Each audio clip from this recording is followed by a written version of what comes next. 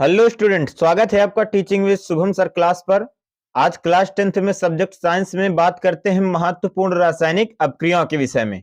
Topic है आपका क्या होता है जब रासायनिक अपक्रिया है। आपकी ये यूपी बोर्ड में सबसे ज्यादा पूछी जाने वाली अपक्रिया हैं। ठीक है बच्चों, तो चलिए आज देखते हैं।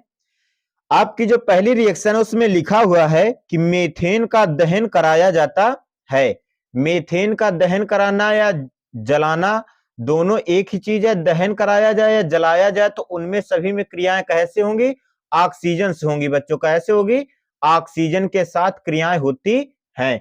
इतना आप बिल्कुल कंफर्म याद रखना, ठीक है, कि कोई भी अगर दहन कराया जाए या जलाया जाए तो उसमें क्रिया कैसे होगी? ऑक्सीजन से क्रिया होगी। ठीक है, आइए इसको चलिए बताते हैं।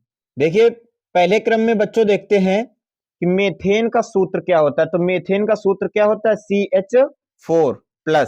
ठीक है, अब दहन कराना तो हमने कहा कि भी ऑक्सीजन के साथ कराते हैं। किसके साथ बच्चों? ऑक्सीजन के साथ जब कराते हैं तब हमें क्या प्राप्त होगा? तो हम क्या करा रहे हैं? दहन इसमें करा रहे हैं, तो यहां पर हमको क्या लिख देना है? दहन। अब देखिए कार्बन के साथ यदि ऑक्सीजन क्या हो जाएगा? जुड़ जाएगा, तो हमारा क्या बन जाएगा? CO2। CO2 बन जाएगा ना, प्लस अब देखिए हाइड्रोजन कितना है यहां पर? 4। तो हाइड्रोजन हमने यहां पर लिख दिया। ठीक है, अब हाइड्रोजन के साथ में ऐसा कौन सा एक तत्व इन तीनों में से मिला दिया जाए कि एक नया तत्व बन जाए? तो अगर ऑक्सीजन मिला देते हैं तो एक नया तत्व हमारा बन जाएगा। ठीक है ना, तो देखिए H के साथ में अगर ऑक्सीजन मिलाते हैं तो H2O सूत्र होता है हमारा जल का। किसका होता है बच्चों? जल का। ठीक है, अब देखिए कार्बन इधर हमारा कितना है? 1 है, तो इधर कार्बन कितना है? 1 है। कार्बन तो हमारा ये क्या है? बराबर है। हाइड्रोजन देखते हैं इधर कितने हैं? 4 हैं। इधर कितने हैं? 2 है, तो इधर हमको और कितने बढ़ाने पड़ेंगे? 2। तो 2 दूना 4 हो गए। ये भी हमारा क्या हो गया? हाइड्रोजन कंफर्म हो गया। अब देखिए ऑक्सीजन देखते हैं इधर, तो इसमें कितना है ऑक्सीजन? 2। और इधर कितना है? 2 और ये 2 4। इधर ऑक्सीजन कितना है? 4 और इधर ऑक्सीजन कितना है? 2। यानी हमको इधर ऑक्सीजनों की संख्या भी 2 और ऐड करनी पड़ेगी। ठीक है, तो इधर चलिए ऐड करते हैं। तो यहां पर अगर हम 2 से बैलेंस करते हैं तो 2 दूना 4, तब हमारा 4 ऑक्सीजन इधर भी हो जाएगा और 4 ऑक्सीजन इधर भी हो जाएगा। आई होप बच्चों आप लोगों को समझ में आ गया होगा। तो इसमें क्या हमारा बनेगा? मीथेन की क्रिया जब ऑक्सीजन के साथ कराते हैं तब हमें कार्बन डाइऑक्साइड तथा जल प्राप्त होता है। इतना कंफर्म हो गया ना? चलिए इसको बनाते हैं। ये देखिए यहां पर लिखेंगे कि मीथेन की क्रिया यानी CH4 की क्रिया जब ऑक्सीजन के साथ कराते हैं, क्या कराने पर? दहन कराने पर, तब हमें क्या प्राप्त होगा? Carbon dioxide plus H2O। ठीक है, अब इधर हाइड्रोजनों की संख्या कितनी है? 4। और इधर कितनी है? 2। तो यहां से 2 करेंगे तो 2 दूना 4 हाइड्रोजन हो गए। यहां पर ऑक्सीजन कितना है? 2। और यहां पर ऑक्सीजन कितना है? 2 और ये 2 4। तो यहां पर भी कितना करेंगे स्टूडेंट? 2 करेंगे, तब ये हमारी एक शुद्ध समीकरण बनकर तैयार हो जाएगा। क्लियर हो गया ना बच्चों? इसमें अब हिंदी में भी लिख सकते हैं आप क्या कि मीथेन की, इसकी बच्चों, मीथेन की क्रिया ऑक्सीजन से कराने पर या मीथेन का दहन कराने पर, ठीक है ना, कार्बन डाई ऑक्साइड व जल क्या होता है बच्चों? प्राप्त होता है। आ गया समझ में? क्या लिखा हुआ है इसमें कि मीथेन की क्रिया ऑक्सीजन से कराने पर कार्बन डाइऑक्साइड व जल प्राप्त होता है। ये आपके बच्चों रिएक्शन हो गई। वेरी मोस्ट इंपॉर्टेंट रिएक्शन है, अच्छे से याद करना है, इनको अच्छे से पढ़ना है। ठीक है बच्चों, चलिए अगली रिएक्शन अपनी देखते हैं। अगली क्या है? देखिए इसमें अगली रिएक्शन दी हुई है बच्चों कि मीथेन की नाइट्रिक अम्ल के साथ 400 डिग्री सेल्सियस पर, कितने डिग्री सेल्सियस पर बच्चों? 400 डिग्री सेल्सियस पर क्रिया होती है। यानी मेथेन जब नाइट्रिक अम्ल के साथ क्रिया करता है कितने ताप पर, 400 डिग्री सेल्सियस ताप पर, तब हमें क्या प्राप्त होता है। तो इस बारे में हमको देखना है, तो चलिए इसमें देखते हैं क्या बनेगा। पहले हम रफ में देखते हैं। तो चलिए रफ में हम देखेंगे कि मेथेन के साथ में, किसके साथ में बच्चों, मेथेन के साथ में नाइट्रिक अम्ल की क्रिया होती है। किसकी बच्चों, नाइट्रिक। तो नाइट्रिक अम्ल का आप लोग सूत्र जानते हैं, HNO3 के साथ जब क्रिया होगी कितने डिग्री सेल्सियस पर, 400 डिग्री सेल्सियस पर, ठीक है ना। तब हमें क्या प्राप्त होगा। आप लोग इतना तो जानते हो कि ये जो अभिकारक यानी जो ये चिन्ह होता है, इसके पीछे हमारा क्या होता है, अभिकारक होता है, और इसके आगे क्या होता है, उत्पाद, ठीक है ना। यानी अभिकारक से मिलकर एक नए उत्पाद का निर्माण होता है। क्लियर। देखिए अब इसमें देखेंगे तो मेथेन जब नाइट्रिक अम्ल के साथ जुड़ेगा तब हमें क्या प्राप्त होगा उधर। तो आप लोगों को यह चीज याद रखना है कि हमेशा पहले समूह को जोड़ना है, और इसमें समूह क्या है, देखिए NO2। अगर आप लोगों ने बच्चों IUPAC अगर पढ़ा होगा तो समूह आपको जरूर याद होंगे। NO2 क्या समूह होता है, नाइट्रो। क्या होता है, नाइट्रो। तो देखिए यहां से हम अगर कितना निकाल लें, CH3, कितना निकाल लें, CH3।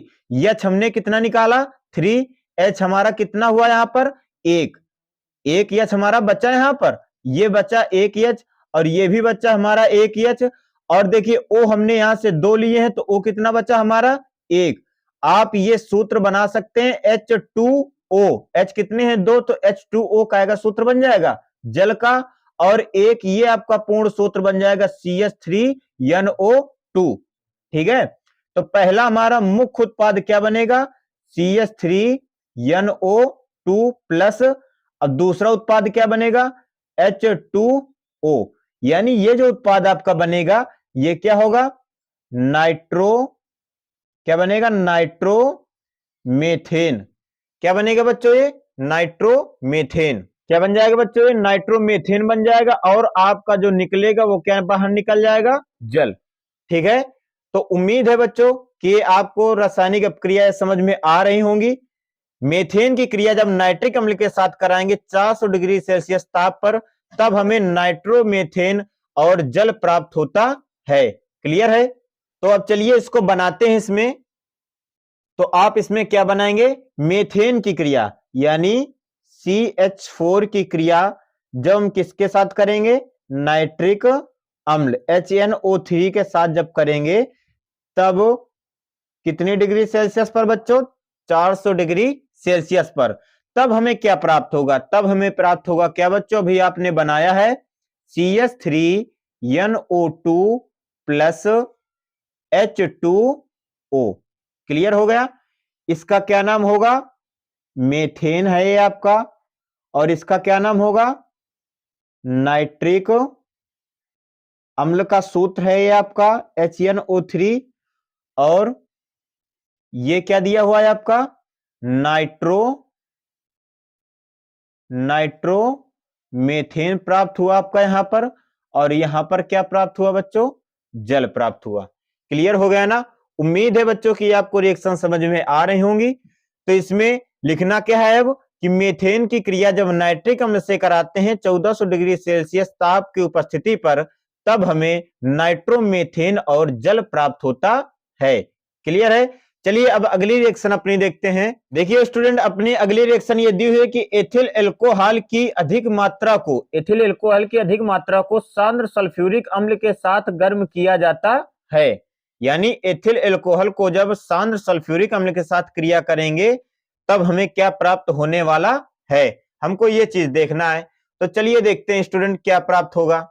देखिए बच्चों, इसने बोला एथिल एल्कोहल, तो एथिल एल्कोहल या एथेनॉल का सूत्र क्या होता है, C2H5OH। एथिल एल्कोहल की क्रिया जब सांद्र सल्फ्यूरिक अम्ल यानी H2SO4 के साथ कराएंगे तब हमें क्या प्राप्त होगा। तो सांद्र सल्फ्यूरिक अम्ल के साथ गर्म कराने पर, तो गर्म कराने का कुछ इस तरह से चित्र यानी चिन्ह बनता है, गर्म करने का कुछ इस प्रकार से ये चिन्ह बनता है। तो ये बनाएंगे, इसको बोलते हैं, इसे डेल्टा बोल देते हैं। तो अब इसमें जब क्रिया करेंगे तब हमें क्या प्राप्त होगा, तो इससे देखिए बनाते हैं। तो आपको हमने बताया कि अभिकारक का मुख्य तत्व और उत्पाद का समूह पहले लेते हैं, ठीक है ना। तो अभिकारक का मुख्य तत्व इसमें क्या है, अभिकारक का मुख्य तत्व इसमें क्या है बच्चों, C2H5, और उत्पाद का समूह क्या है इसमें स्टूडेंट, SO4। क्या दिया हुआ है, SO4, इतना लिख दिया। चलिए प्लस, अब आपका आगे क्या बचा इसमें, देखिए इसमें OH बचा और इसमें H2 बचे। तो आप जानते हो बच्चों कि H2 और O मिलकर क्या बनाता है आपका जल, H2O मिलकर आपका क्या बनाता है जल। तो यहां पर आपका फिर बचा क्या, अभी एक H आपका बचा ये, तो ये H बच्चों कहां पर लगेगा, यहां पर लगेगा H। आ गया होगा समझ में। चलिए तो अब इसमें लिखेंगे क्या, एथिल एल्कोहल की क्रिया जब सांद्र सल्फ्यूरिक अम्ल से कराएंगे तब हमें ये क्या प्राप्त हुआ, एथिल हाइड्रोजन सल्फेट। क्या लिखेंगे बच्चों, एथिल हाइड्रोजन सल्फेट तथा जल प्राप्त होता है। आ गया होगा समझ में। एथिल एल्कोहल की क्रिया जब सांद्र सल्फ्यूरिक अम्ल से कराते हैं तब हमें एथिल हाइड्रोजन सल्फेट यानी C2H5HSO4 तथा जल प्राप्त होता है। तो चलिए इसको हम अपने कॉपी में बनाते हैं। तो अब इसमें क्या बनेगी रिएक्शन बच्चों, बनेगा आपका C2H5OH प्लस H2SO4। ये आपका एथिल एल्कोहल का सूत्र होगा, ये लिख गया आपका सांद्र सल्फ्यूरिक अम्ल का। अब इसमें क्या करेंगे, गर्म करेंगे तब हमें क्या प्राप्त होने वाला है, तो क्या प्राप्त होगा बच्चों आपका C2H5HSO4 प्लस H2O, यानी ये सूत्र हो गया आपका। इसको बोल सकते हैं बच्चों एथिल एल्कोहल या बोल दो एथेनॉल। क्लियर हो गया, एथेनॉल इसको बोल सकते हैं आप क्या, सल्फ्यूरिक अम्ल। क्या बोलेंगे बच्चों इसको, सल्फ्यूरिक अम्ल। और इसको क्या बोलेंगे अब, एथिल हाइड्रोजन सल्फेट। क्लियर हो गया, और ये क्या आपका बन गया बच्चों जल। ओके, उम्मीद है बच्चों की समझ में आ गई होगी। इसमें दिया हुआ देखिए कि C2H5 एथेनॉल की क्रिया जब हम सांद्र सल्फ्यूरिक अम्ल से कराते हैं तब हमें एथिल हाइड्रोजन सल्फेट तथा जल प्राप्त होता है। ठीक है,